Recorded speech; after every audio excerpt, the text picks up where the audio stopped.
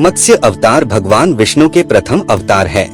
मछली के रूप में अवतार लेकर भगवान विष्णु ने एक ऋषि को सब प्रकार के जीव जंतु एकत्रित करने के लिए कहा और पृथ्वी जब जल में डूब रही थी तब मत्स्य अवतार में भगवान ने उस ऋषि की नाव की रक्षा की।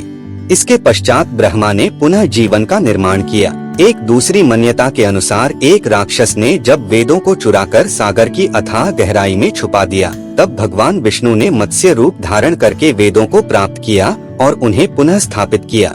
मत्स्य अवतार की कथा। एक बार ब्रह्मा जी की असावधानी के कारण एक बहुत बड़े दैत्य ने वेदों को चुरा लिया। उस दैत्य का नाम हयग्रीव था।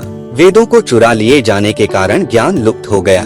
चारों ओर अज्ञानता का अंधकार फैल गया और पाप तथा अधर्म का बोलबाला हो गया। तब भगवान विष्णु ने धर्म की रक्षा के लिए मत्स्य रूप धारण करके हयग्रीव का वध किया और वेदों की रक्षा की।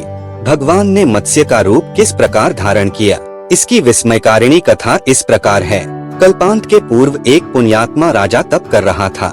राजा का नाम सत्यव्रत था। सत्यव्रत पुण्यात्मा तो था ही, बड़े उदार हृदय का भी था। प्रभात का समय था, सूर्योदय हो चुका था।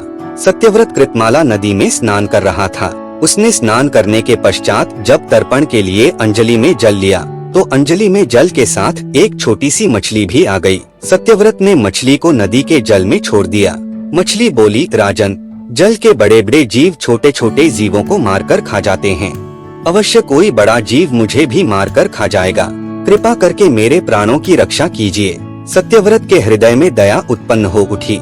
उसने मछली को जल से भरे हुए अपने कमंडलू में डाल लिया। तभी एक आश्चर्यजनक घटना घटी। एक रात में मछली का शरीर इतना बढ़ गया कि कमंडलू उसके रहने के लिए छोटा पड़ने लगा। दूसरे दिन मछली सत्यव्रत से बोली, राजन, मेरे रहने के लिए कोई दूसरा स्थान ढूंढिए क्योंकि मेरा शरीर बढ़ गया है।